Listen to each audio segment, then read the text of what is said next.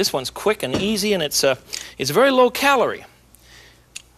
And the clams are easy to come by if you use canned clams. In my neck of the woods in Seattle, you know, you're not supposed to use canned clams. We consider that sacrilege.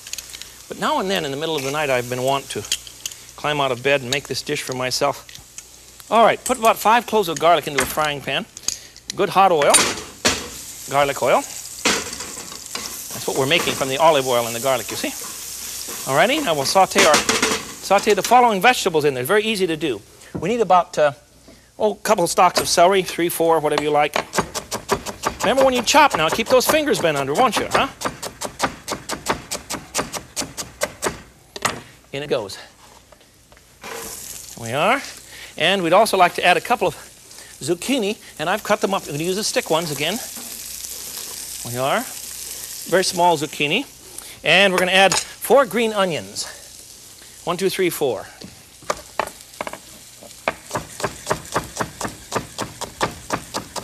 I think it's so much fun to cook. Just, well, obviously you caught on to that, or you wouldn't be joining me all the time. There we go. Let's shake that a bit. See how they're doing. Turn the heat up. You see how quickly you can do this if you come home at night and you want to throw together a nice pasta sauce. You don't have to cook tomatoes all day long. They don't eat tomato sauce on pasta in the north anyhow. You know, that's a very southern tradition. But I am going to put some tomato in this eventually. Let's try some mushrooms.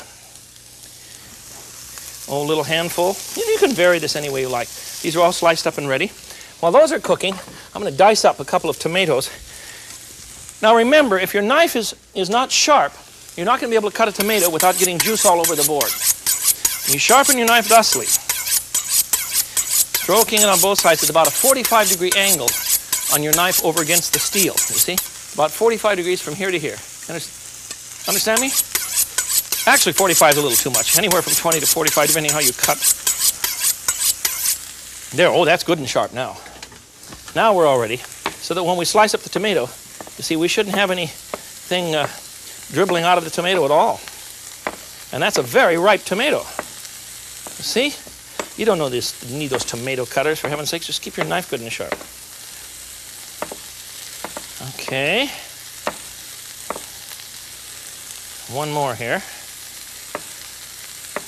And that'll go into my frying pan in preparation for our clam sauce. There, it's doing nicely. This should cook longer than I'm going to allow it to cook today. You and I don't have time for that, but that's all right. Let's put in about 3 tablespoons of parsley now. Got that one? Parsley, there's lots of vegetables. And we want 1/4 of a cup of white wine. Ta-da! There we go. And now we'll put in the clams. And what I'm going to use are simply chopped clams, and I'm going to put in the juice and all. But we'll have to let that cook for a bit. To cook down the... There we go. Oh, well, I can smell right now. It's going to be delicious, but I need some salt and pepper. Clams. We don't need clams. Very little salt now. You don't need it with all these vegetables and tons of garlic. And a bit of pepper. There we are. Well, let's let this cook down for a bit. I'll put it on another burner so that I have my stove adjusted so that I have my center burner that's closest to me is just hotter than a $2 shotgun. It's just murder. And that way, you see, I can control things very easily so that this burner is not so hot. At home, my gas range is the same way. I have one burner that I use for wok cooking, and it's very, very hot. And my wife just is frustrated because she'll burn everything up if she's not careful. And we'll let this one cook for a bit, and we'll go on to another one. Then I want to talk about the styles of pasta that we saw in that lovely little vignette that our crew did. The odor is terrific. But first, we've got to get the pasta in the pot. Remember, I told you I already pre-cooked this. So what we're going to do now is to add some penelishi to the pot. Penelishi is an interesting, you see how long it is? Let me show you what it's like when it's before it's been cooked. I have some here from a marvelous factory that we'd seen. You see, it looks like a little quill of a pen. Isn't that fascinating? You could almost write with it. And it's called little pen tips. And it looks little quill tips, you see. So we'll get some pasta into the pot here. And my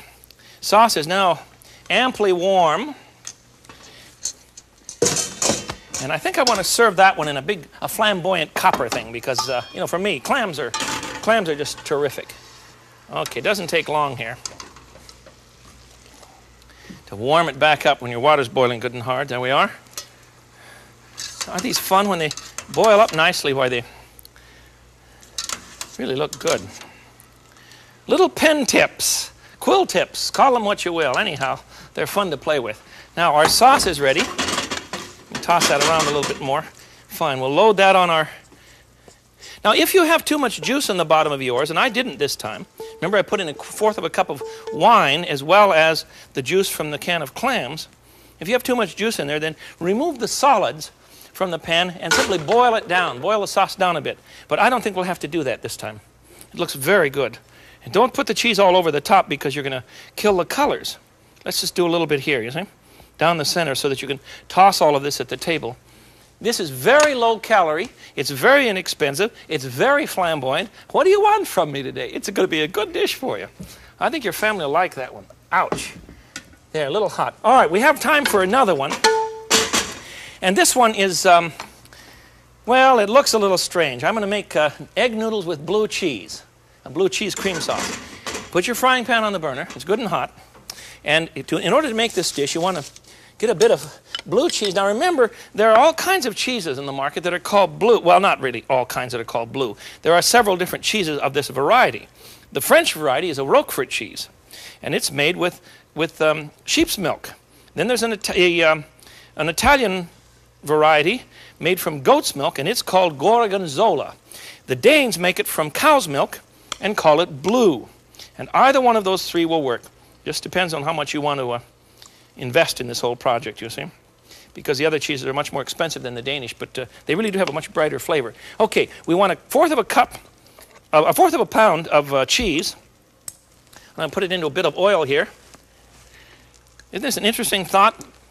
Gorgonzola noodles and... Whoops. Just put out my burner. There we go. One of you wrote and asked why I light my burners with a little, what they call a automatic match. Because I don't want to, there, that's 1/4 of a pound. I don't want to leave my pilot lights burning on my gas stove all the time. It costs about $70 a year for you to use all that electricity, the gas, and you don't want it. You don't need it. Okay, 1/4 of a cup of whipping cream goes into that. This one's very, very simple. Just melt down the cheese and the whipping cream. Then we want a little bit of Parmesan or Romano that we'll put on later. Just let that melt. Isn't it gorgeous? You don't think it's gorgeous yet, eh? Well, you watch and see what's going to happen.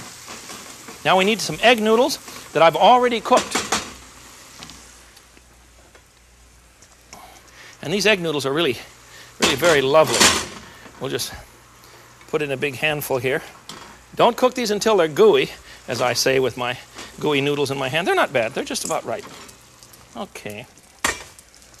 We'll toss the sauce about now on the noodles until we have a Gorgonzola blue cheese or Roquefort cream sauce that we've made of 1/4 pound. You get the recipe? 1/4 pound of cheese, a little bit of olive oil in a pan, 1/4 cup of whipping cream. This is going to be a rich one. And you heat the noodles up. There we go. They're just about done. They need pepper. That's what they need. They need some pepper, so let's throw in some pepper here. Alrighty. And we've got another one for you. You can't have too much pasta. I'm just convinced. And pasta's very in now, you know. You notice I haven't done anything with cold pasta for you today. The Italians don't think much of that idea. And yet the kind of salads that we can make in our time with the colorful pastas that we have are certainly a far cry from the old macaroni salad that my mother used to make for me in South Tacoma. That's a good memory too, though. I'm not knocking it.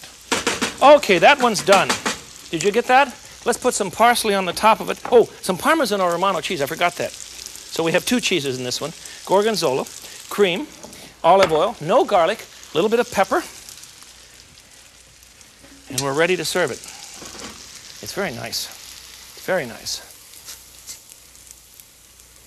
There we go. And I think we need a little bit of parsley in this one too. And we have 4 pasta dishes that took us very little time to prepare. and they're very delicious. Now, when you went to the factory with me a little bit ago, to the Florence macaroni factory, you saw him making a dark pasta at one point. This is made of whole wheat, and when it's cooked, it looks a little bit lighter. Then he did something called a rotini. It looks like endless corkscrews. You remember they had different colors? This is wheat. The red one is beet.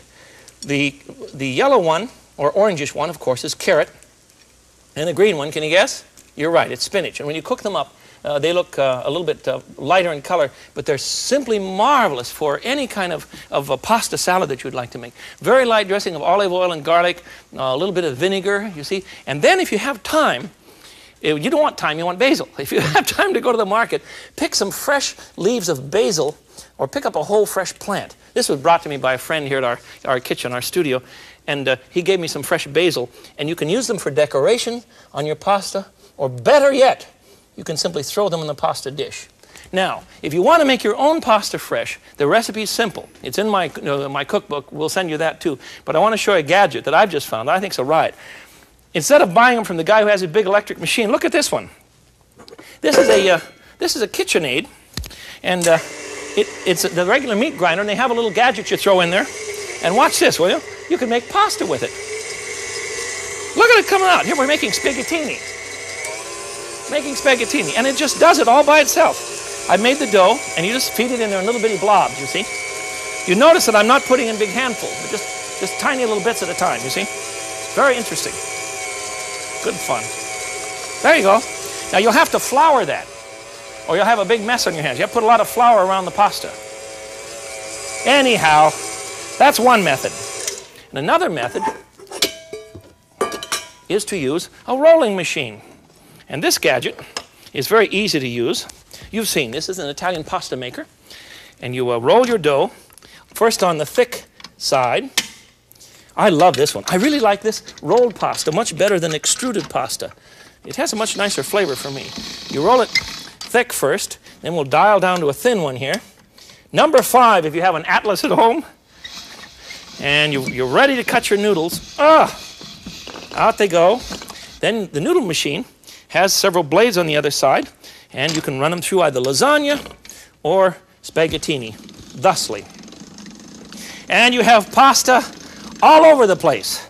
Make fettuccine, make pasta, make good things for your family. We've made 4 dishes to celebrate today with everything we could possibly find in the refrigerator. For instance, we have fettuccine with a beautiful salami and zucchini. We have broccoli with 3 cheeses.